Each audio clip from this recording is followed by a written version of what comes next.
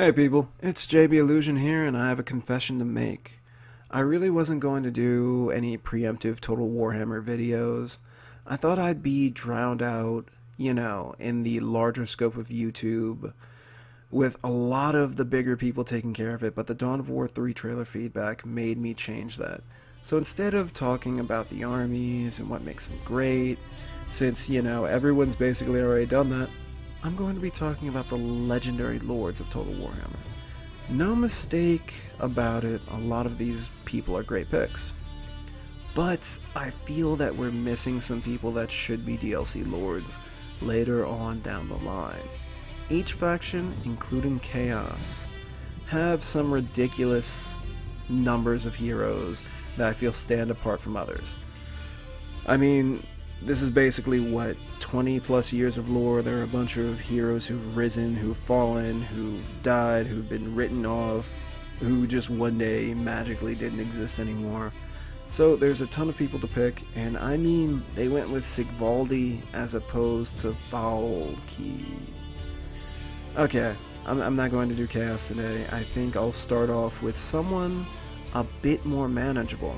You see, I don't know terribly that much about the Chaos faction, but I do know a ton about my favorite race, the Dwarves.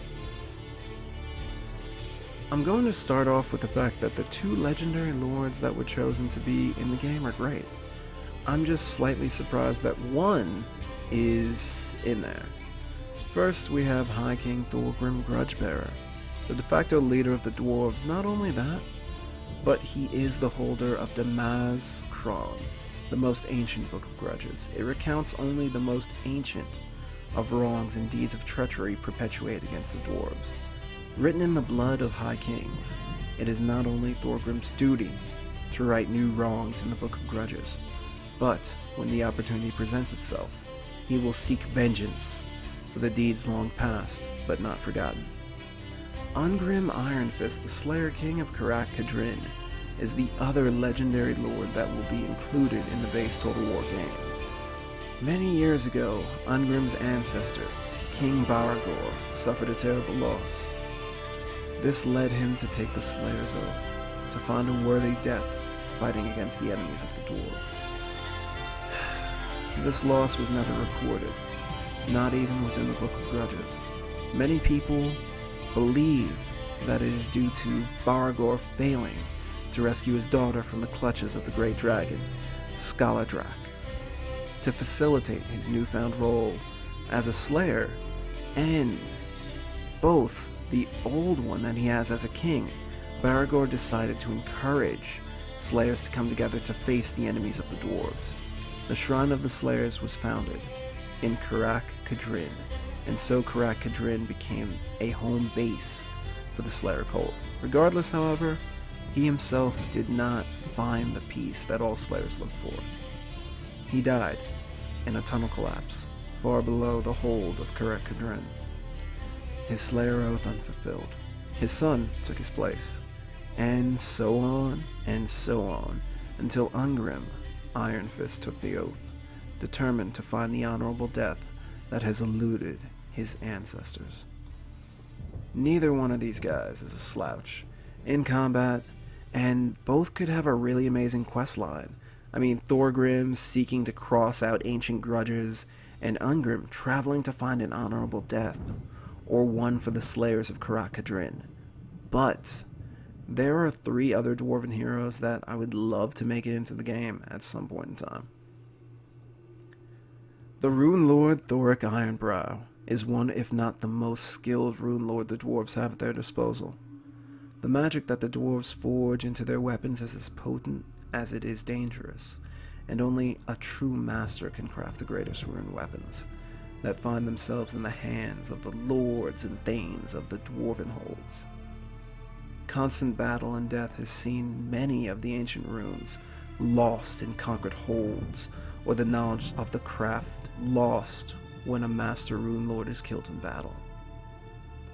I would really like to see Thoric on a quest to rediscover long-lost runes across the map, where dwarves once took up residence, and having to face everything from greenskins humans, vampires, and even chaos, all to recover the ancient magics of his culture. Then he can forge Clad Brakak, the anvil-headed warhammer that negates armor bonuses.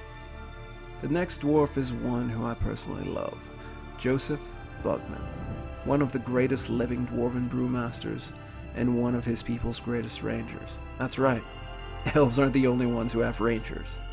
Joseph's father Zemnil set up a brewery near the River Sol in order to sell his ale to the people of the Empire.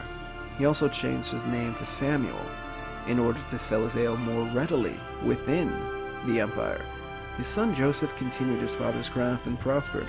The brewery became bigger as Bugman's XXXXX and his infamous troll brew led to his name becoming renowned throughout the lands of dwarf and man alike. The small community around the brewery thrived until one day he sailed up the river to deliver a shipment. As he returned, the smoke billowing up from just under the horizon boded ill. A goblin raiding party had destroyed the brewery, and the surrounding settlement had been ransacked, its people taken to who knows what fate.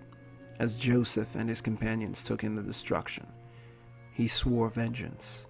Tales of Bugman and his band raiding greenskin settlements and appearing from out of the forest to aid a dwarven army are told across the realms. Joseph is a great hero who not only has a tankard that tends to heal the drinker's wounds, but, I mean, come on, he's a dwarven scout.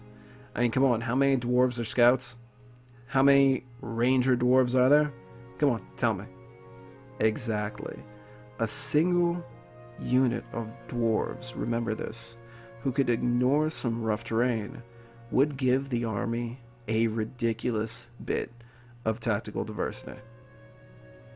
Finally, we have my last choice, King Cazador of Karak Azul, a giant among his people. Yeah, he was a giant dwarf. From a young age, he was the strongest, most body dwarf among his kin, hunting goblins in the World Edge Mountains, leading his people.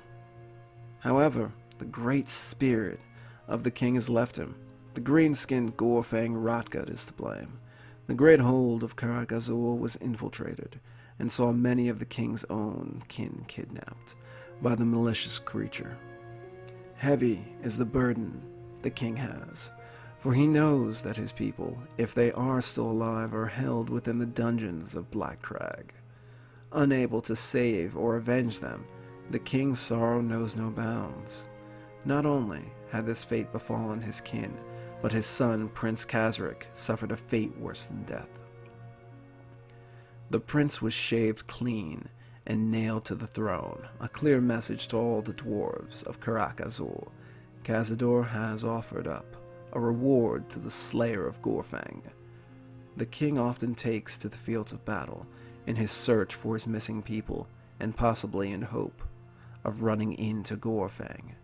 Cazador has a really amazing story that I think would work really well as either a series of quests with him to gain him, or perhaps to unlock one of his treasures, a hammer capable of taking down some of the most powerful creatures in Warhammer, or the Thunderhorn, which is capable of sending most of those powerful creatures screaming, fleeing the battlefield.